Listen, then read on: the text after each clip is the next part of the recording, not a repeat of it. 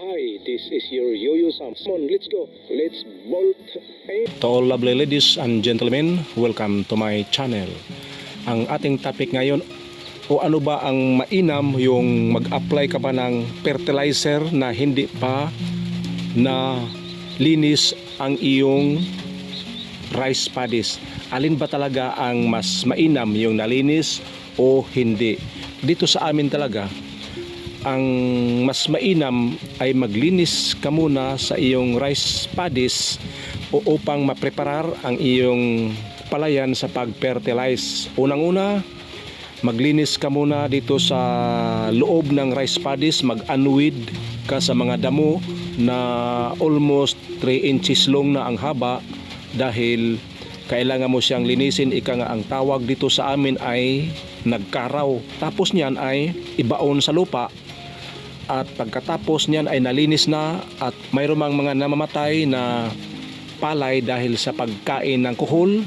Magkuha ka ng rice sim variety sa iyong palay. Kumbaga healthy siya na ang puno ng palay ay doon ka magkuha ng pang replanting. Huwag ka magkuha ng pang replant doon sa mga sickly na rice plant. Doon ka talaga sa healthy.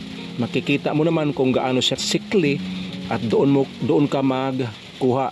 At pagkatapos niyan ay nalinis na ang iyong loob sa rice paddies, ay linisin mo naman ang mini dike upang yung mga leaf folder moth ay hindi siya makapanirahan diyan sa iyong rice paddies. Dahil kung hindi mo siya linisin, doon lang sa gitna may tsansa o may tendency na diyan titira ang leaf folder kasi babalik ka sa pag-fertilize within a month, next month uli. Kaya kung hindi mo linisin ang mini dike ay mas mahaba pa yung damo kumpara sa iyong palay. Kaya mas mainam at the best way ay linisin ang iyong mini dike at yung mga sira-sira na mga mini dike ay i-repair mo at yung mga intake sa pagpasok ng tubig ay isara mo muna at yung mga outlet isara kasi preparasyon yan sa paghagis mo ng fertilizer na hindi maanod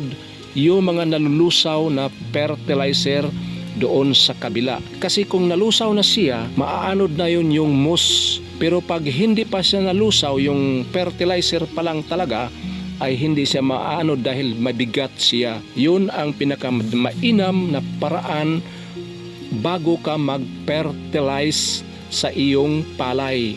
At siya pala ang nakaraang kong vlog nung 2 linggo na panay ulan dito sa amin, kaya nagkaroon ng mga white spot ng dahon ng palay dahil mayroon mga leaf folder moth na nagngitlog, nagkaroon na ng larvae at kinakain, inumpisa na pagkain yung dahon ng palay. Diyan mo sila makikita kung ang ulan ay tuloy-tuloy na pagbuhos.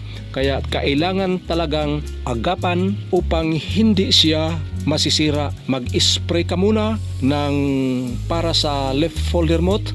Ang ginagamit namin dito ay Brudan upang tuluyang masugpo ang leaf folder at hindi siya makapag-propagate o makapagkalat ng disease. Nag-spray na kami ng Brudan, within days ay nag-unweed na sa grass. Yun ang umpisa sa paghagis ng fertilizer.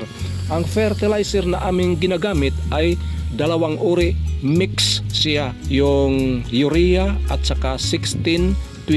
Kung wala kang fertilizer pagkatapos ng pag-unweed, matagal siyang makabawi dahil yung iba doon ay nagkaroon ng bruises, nalalanta at kailangan talaga manumbalik ang kanyang strength sa iyong palay.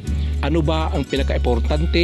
Yung mag-fertilize muna bago maglinis o maglinis muna bago mag-fertilize. This is your Yo-Yo Sam. See you on my next vlog and God bless us all. Bye-bye.